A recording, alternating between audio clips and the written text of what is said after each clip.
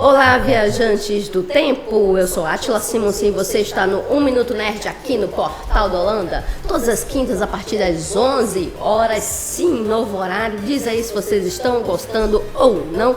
Mas é o seguinte, o nosso assunto dentro do Portal da Holanda é exatamente aquela parada cultural, é um momento de entretenimento e diversão nesse site que é o maior da região norte. Nós temos como próprio. Okay? E para este dia maravilhoso dessa quinta-feira, nós trouxemos ele, Anísio Melo Júnior, o músico, o compositor, o artista multi-instrumentista. Meu Deus, você vê, o cara é tão bom que eu não consigo nem falar direito tudo que ele faz. Então vamos passar a bola para ele, para que ele mesmo diga, explique, dê o seu currículo. Anísio Melo Júnior, muito obrigado por ter aceito o nosso convite de última hora também, essa correria daqui em Manaus. Muito bem-vindo. Muito obrigado, Átila. Fico muito feliz de estar aqui com vocês.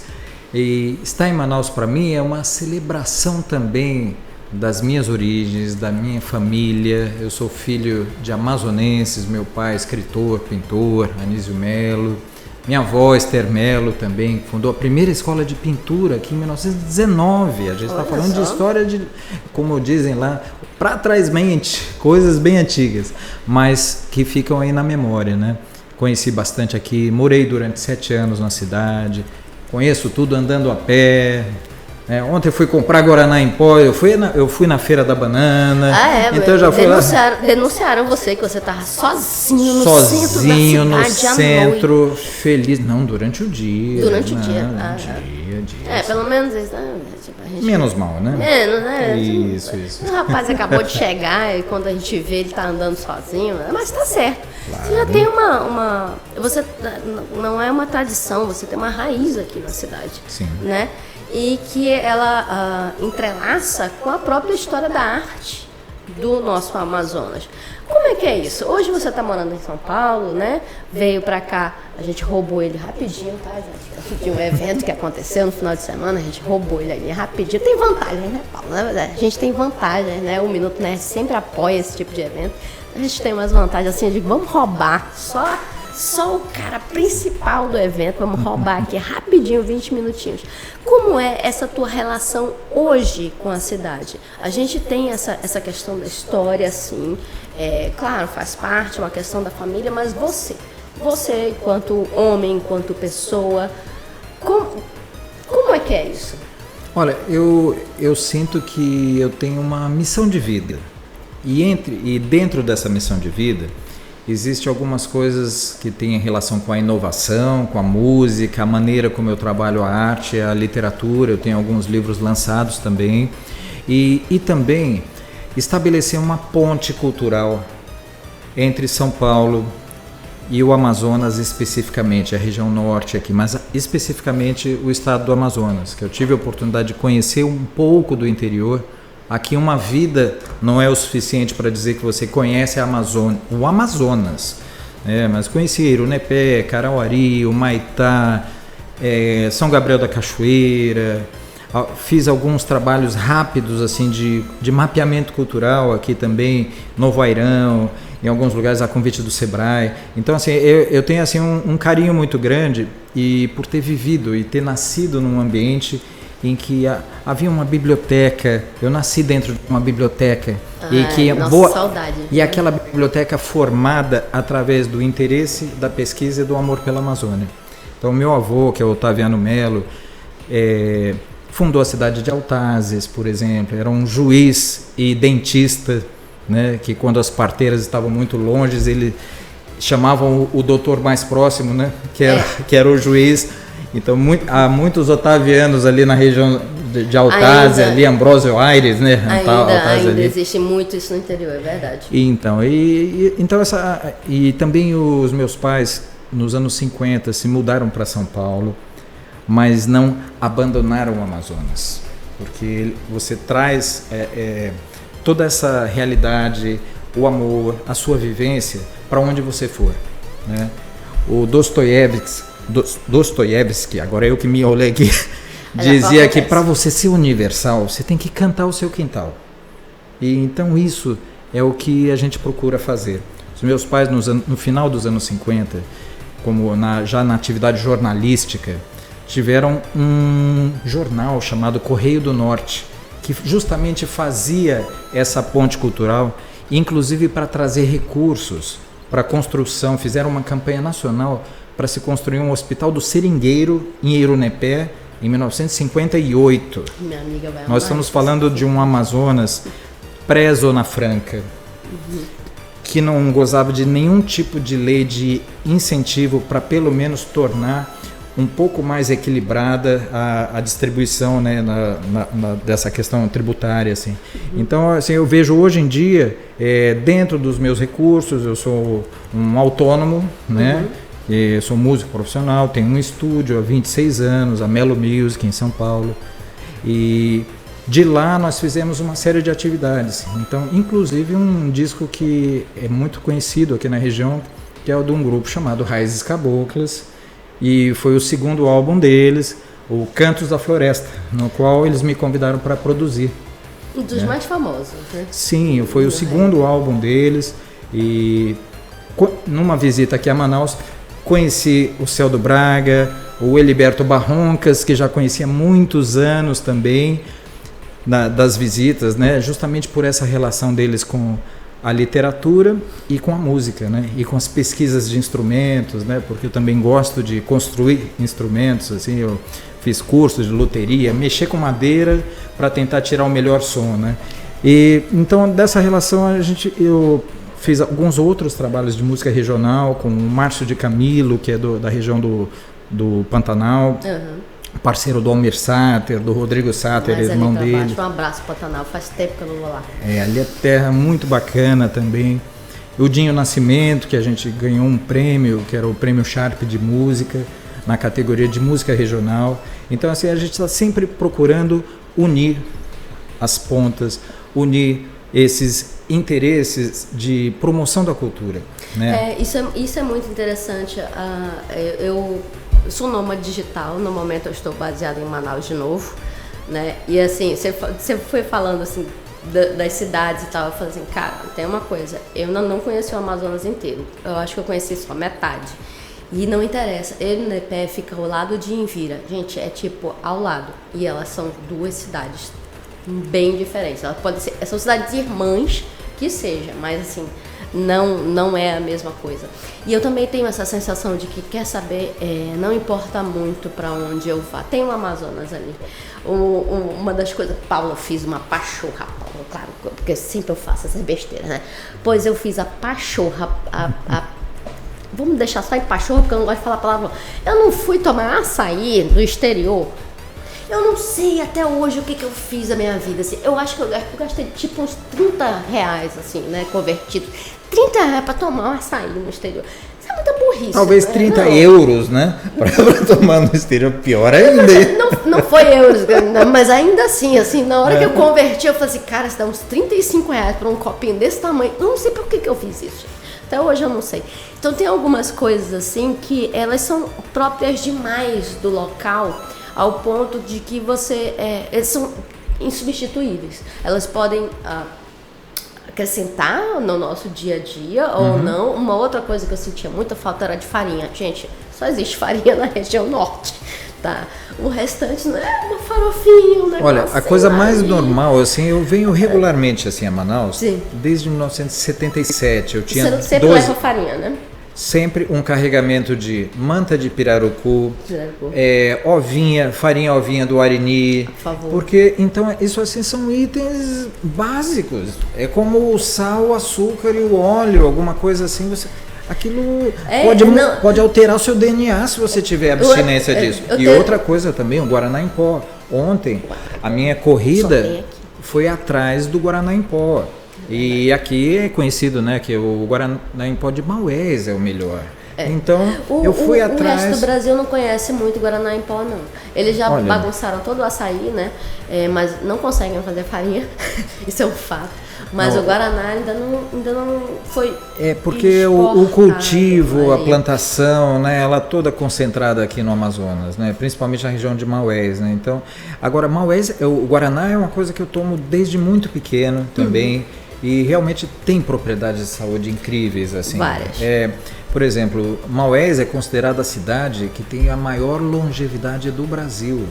A maior quantidade de pessoas acima dos 100 anos. Os mais longevos. E isso tem a ver com não só o Guaraná, mas o hábito de vida. Hoje nós estamos aqui num podcast, sentados, conversando, e esse é um dos sintomas do tempo. As pessoas conversavam andando de um lugar para outro, elas caminhavam mais, e nunca a humanidade ficou tanto tempo sentada. Não, a entrevista é até bom, né? Porque a gente respira, aqui não fica esbaforido ali falando, né? Mas é isso, e é aqui, é na frente do videogame. Eu acho muito bacana todas essas manifestações que tem a ver com o universo nerd, né? E o universo geek, que a gente chama hoje também mais amplamente, ali somando tudo. Mas eu também acho importante que a gente tenha uma vivência, uma experiência concreta, porque senão vamos chegar a um ponto em que vamos começar a acreditar que a vaca ela dá à luz a caixinhas de leite. Então assim é preciso ver um pouco, sabe, experimentar, né? E assim, no mundo nerd, gente, eu digo e repito para todo mundo, gente, tudo é geek. Não, tudo é geek, né? Um microfone desse, toda essa questão aqui, alguém desenhou isso daqui. E essa pessoa que desenhou, ela no mínimo sabia de matemática. Não interessa se ele era de humanas, mas no mínimo sabia de matemática. Então tudo é geek. E a gente consegue trazer essa regionalidade.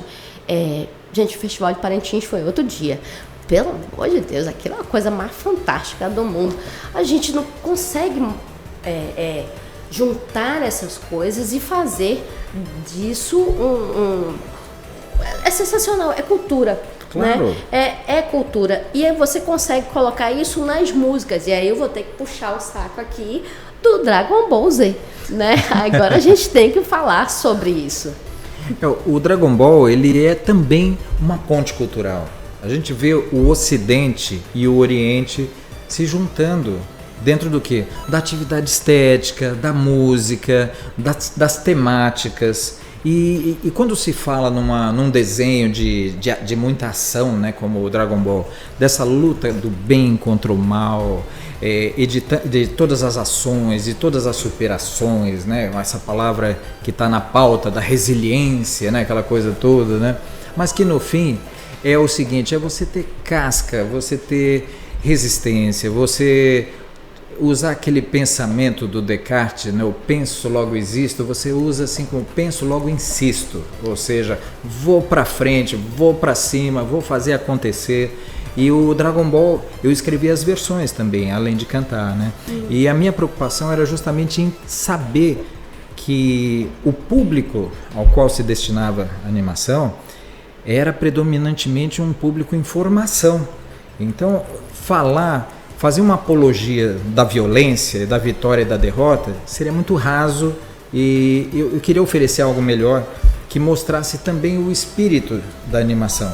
Falar do poder da união, o poder da capacidade de você sonhar para realizar, não é ficar em Nárnia, mas ser criativo, ter uma mente criativa, deixe a mente caminhar e voar sem freio. Te levar e tudo. E depois você filtra, fala, olha, eu tive um insight aqui, uma ideia incrível. Poxa, eu vou trazer isso aqui como o Platão falava, eu vou trazer do mundo das ideias para o mundo da existência.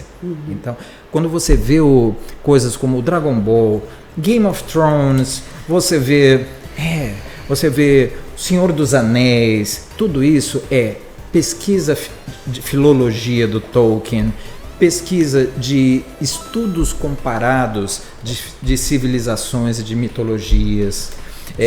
Cavaleiros do Zodíaco, você tem a astrologia, você tem a mitologia grega. Então, é uma soma de tudo. Então, esse grande caldeirão é que mostra essa riqueza do mundo nerd e do mundo geek. Então, eu sou apaixonado por isso. E eu começo a viajar, assim, né? Nessa de...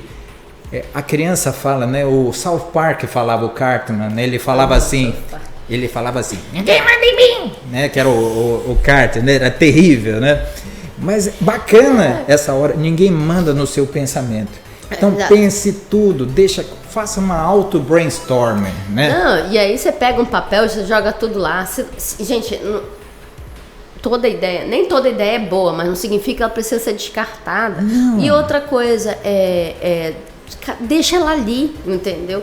Acontece muito, por exemplo, o Minuto Nerd, a história dele é a seguinte: eu sempre quis fazer resenhas de livros, porque eu também fui nascido e criado numa biblioteca. E quando eu tava ali, eu falei, gente, ninguém mais lê, eu não tenho com quem ficar conversando sobre isso e tal. E aí eu pensei no Minuto Nerd exatamente para resenhas de 1 minuto sobre livros, né? E aí eu deixei aquela história lá. 6, 7 anos se passaram, veio o Instagram, fez vídeo de 1 minuto, e em uma semana eu estava com o Minuto Nerd exatamente fazendo isso, dando o meu jeito de fazer aqui.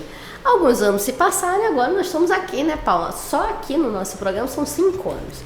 Então a gente, não é porque, assim, essa ideia aqui, mas não dá para fazer hoje. Não significa que ela não possa ser feita mais tarde. Não, o seu nível de maturidade é outro. Sim. A tecnologia, gente, claro. A tecnologia toda tá aí. Claro, né? Assim, o mundo geek tá aí para isso. E eu observei uma coisa que você falou no começo agora. Eu pego um papel, então a gente tem uma relação também material.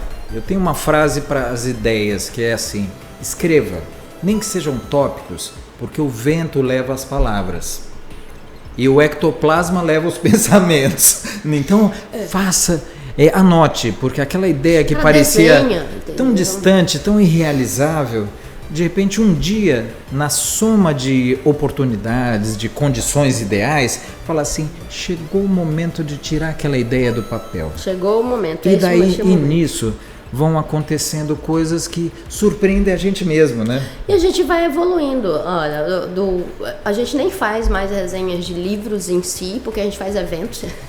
A gente ampliou o negócio, né? Vamos fazer eventos sobre livros. Né? E agora nós temos o programa, então a gente fala. Esse ano mesmo, né, Paulo? A gente estava com o pessoal do Tolkien aqui. Olha só. Foi esse ano.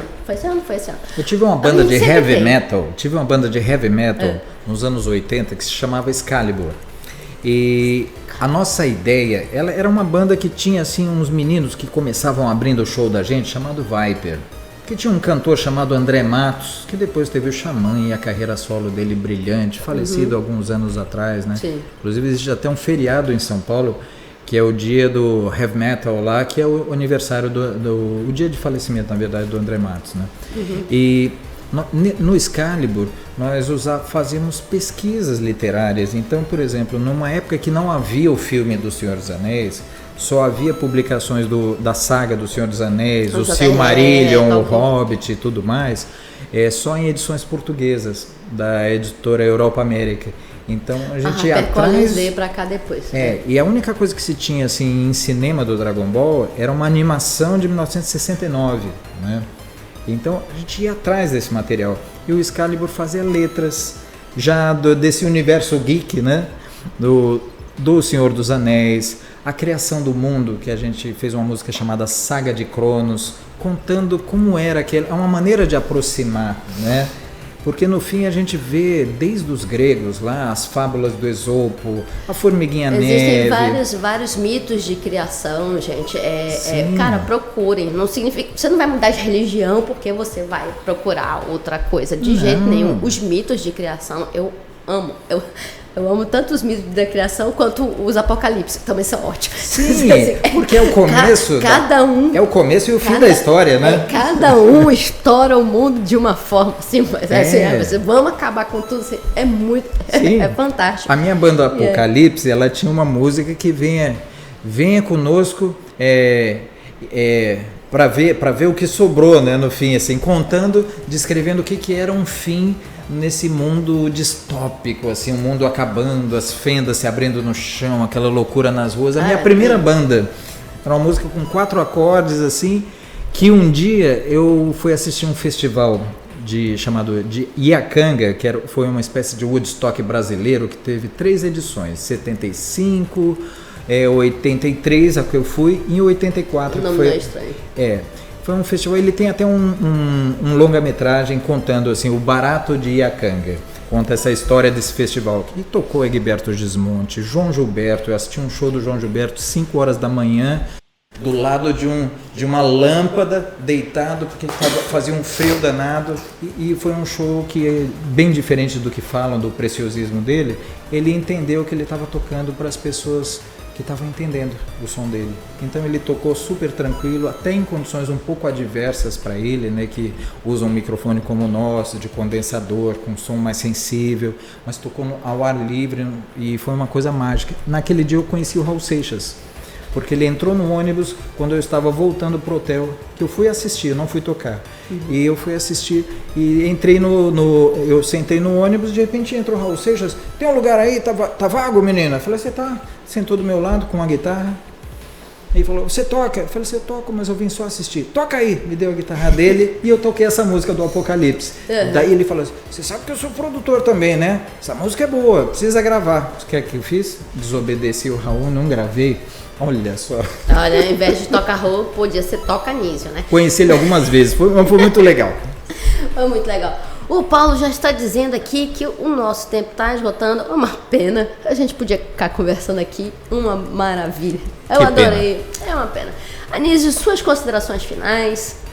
Olha, eu queria agradecer sua generosidade aqui de ceder um pouquinho de tempo para a gente conversar, trocar ideia, trocar principalmente essa energia boa de quem ama o universo nerd, o universo geek, e mostrar que existe muitas coisas, muitas relações no mundo que devem ser valorizadas.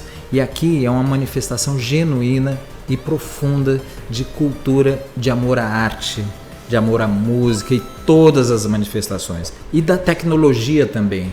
O moderno também é muito bonito, sabe? Ver isso tudo não é um saudosismo, é viver o agora, viver o presente, conhecendo um pouco da história e construindo o futuro. A nossa missão aqui do Minuto Nerd, na verdade a minha particular, com o Minuto, é exatamente espalhar a cultura. A cultura nerd, claro, mas espalhar a cultura. Porque até hoje a gente ainda é visto como infantilóide, não, você deve estar fazendo outra coisa da vida. Gente, é cultura. Não. Tá? É tudo cultura, a gente não tem nada contra as outras, pelo contrário, né? A gente agrega. Tá aqui, nós estamos falando de música, a gente está falando de composição, de arte, visual e história, tudo é cultura, nada é desperdiçado. Então a gente se junta aqui, como eu falei pro Paulo, Paulo, a entrevista qual é o tema? É o cara. O tema não é Dragon Ball, o tema não é Mega Man, não é coisa. O tema é Anísio Melo Júnior. E agora ele tá entendendo por quê. E eu não vou perder essa oportunidade, né? Canta pra gente, Anísio. Só se for agora.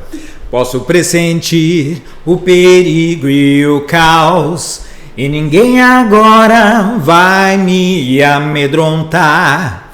Com a minha mente vou a 1000 lugares, e a imaginação me dá forças pra voar.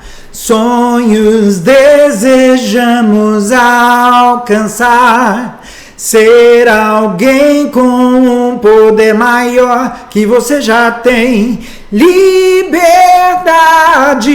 é correr pelo céu, sempre unidos vamos triunfar. E se a nossa luta é pra valer, vou mostrar o meu valor. Dragon Ball Z, meu compromisso é sempre vencer.